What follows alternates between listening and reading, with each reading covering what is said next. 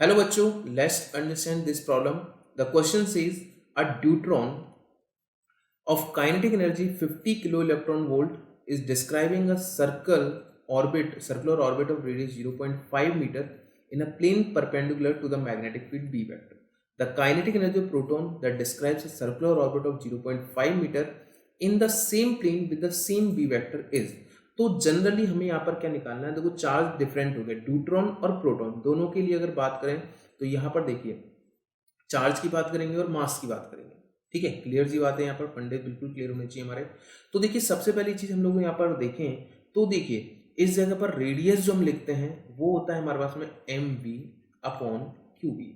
अब देखो M V upon Q B की बात हो रही है, यहाँ पर ये है मोमेंटम, क्या लिख दूं मैं इसको, मोमेंटम अपॉन क्यू बी। अब मोमेंटम जो होता है that is under root of 2m into E लिख देता हूँ।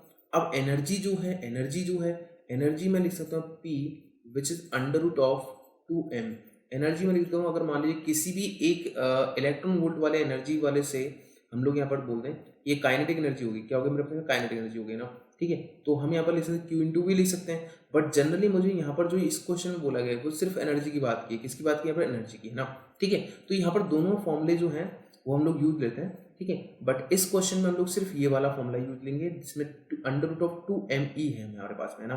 ठीक है, तो मैंने लिख दिया यहाँ पर under root of 2me upon q into B हो गया।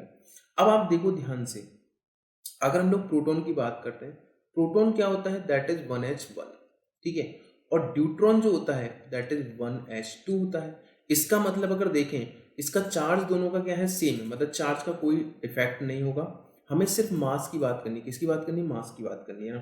ठीक है, अब देखो रेडियस हमारे पास में दोनों की इक्वल है, तो radius of proton is equal to radius of deuteron. यहां पर हो जाएगा under root of 2m proton E proton upon q proton and b। यहां पर मैं लिखूंगा under root of 2m deuteron और यहां हो गया e ड्यूट्रॉन अपॉन यहां हो जाएगा charge of deuteron and magnetic field. देखो दोनों चीजों के लिए अगर देखें तो यहां पर मैं लिख सकता हूं इस जगह पर q proton is equal to q deuteron, दोनों के चार्ज तो सेम है, बट मास ऑफ प्रोटॉन जो है दैट इज ड्यूट्रॉन का क्या है, हाफ है। ठीक है ना, तो मास ऑफ ड्यूट्रॉन बाई 2 लिख दूं, या मास of deuteron that is twice of mass of proton हो गया। सिंपल कंडीशन हो गई। ठीक है, तो जो चीजें कैंसिल आउट हो रही है कैंसिल आउट कर लें यहाँ पर। ठीक है, हमें एनर्जी चाहिए तो दोनों साइड हम यहाँ पर स्क्वायर कर लेंगे, क्या कर लेंगे, यहाँ पर स्क्वायर कर लेंगे। अब देखो ध्यान से कि यहाँ पर अगर देखा जाए तो इस जगह पर देखिए ये हो जाएगा mass of proton that is md/2, या फिर मास of deuteron that is twice of mass of proton हो गया। सिंपल ये हो जाएगा।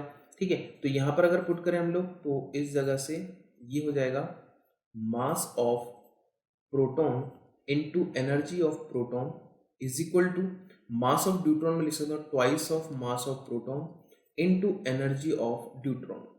अब देखो twice of mass of proton ये कैंसिल आउट हो जाएगा यहाँ से, तो एनर्जी ऑफ प्रोटॉन जो आएगा that is twice of energy of deuteron which is 2 into 50 kilo electron volt. तो यहाँ पर आंसर हो जाएगा मेरे पास 100 किलो इलेक्ट्रॉन वोल्ट। तो answer will be 100 kilo electron volt, that is fourth option. तो आई होप आपको ये concept and this question will be clear. Okay, thank you.